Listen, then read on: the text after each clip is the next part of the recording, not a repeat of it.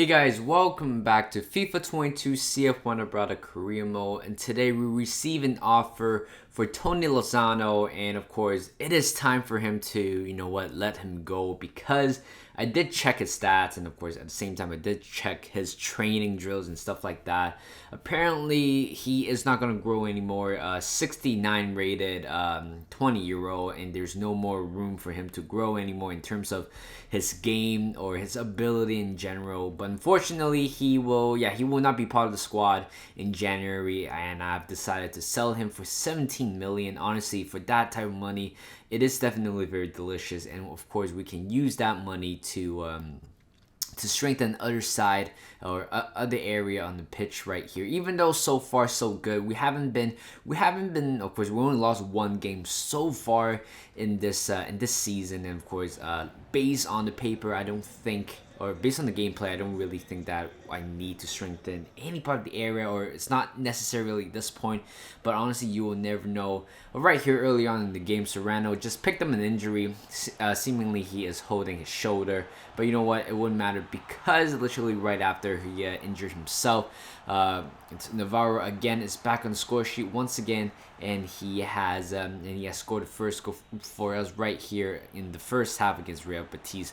54 minutes here. Here comes Solomon on the left hand side, crosses in the middle to Godoy, and that would be nice, very nice pass, nice vision, of course, nice goals right there. And Julian Godoy scores the second goal right there. 57 minutes in.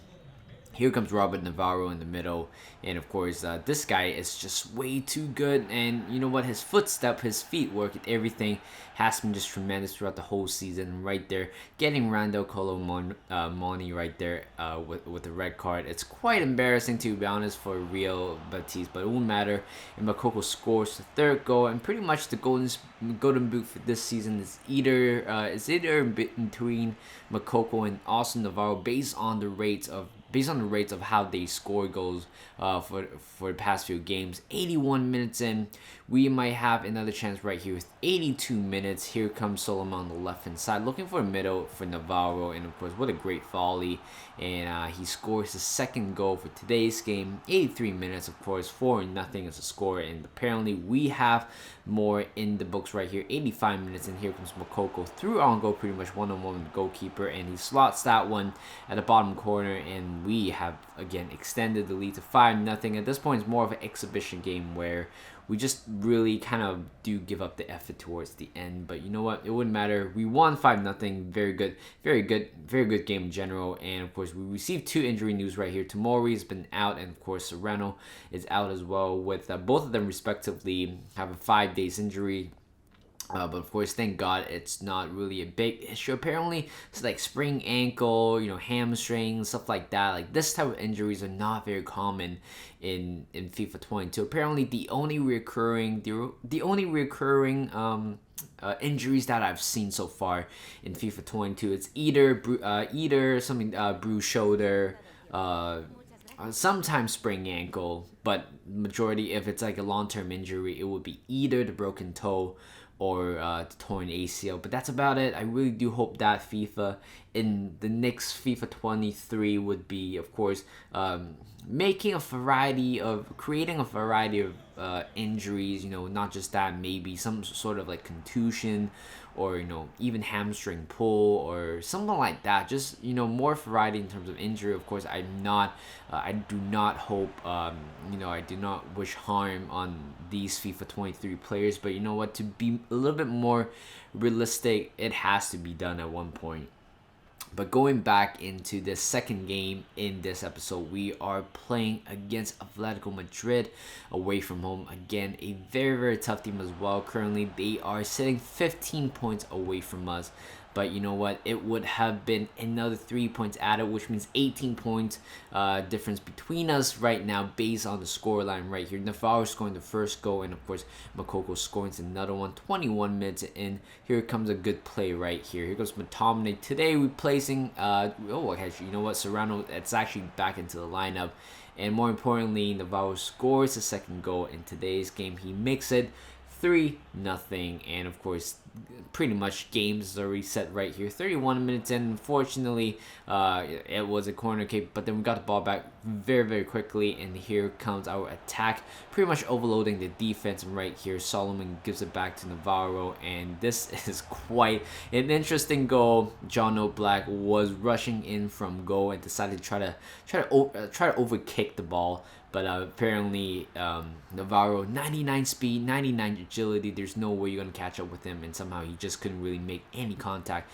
But 63 minutes in, we have another, conceded another goal in a very dominating game from us in general. But unfortunately for FIFA 23, there is always a way where you're going to concede no matter what. And right here, Richie coming on from Makoko, and he scores the fourth goal, actually the fifth goal right here. Again, Richie, another contender for, it's somebody that I wasn't quite sure about his ability in terms of his role as a backup striker for Makoko, but so far he has been quite impressive for us in general. So I'm really happy about that. In 87 minutes and we continue to concede another one. But it wouldn't matter because we won that game 5-2. And Lozano has been sold.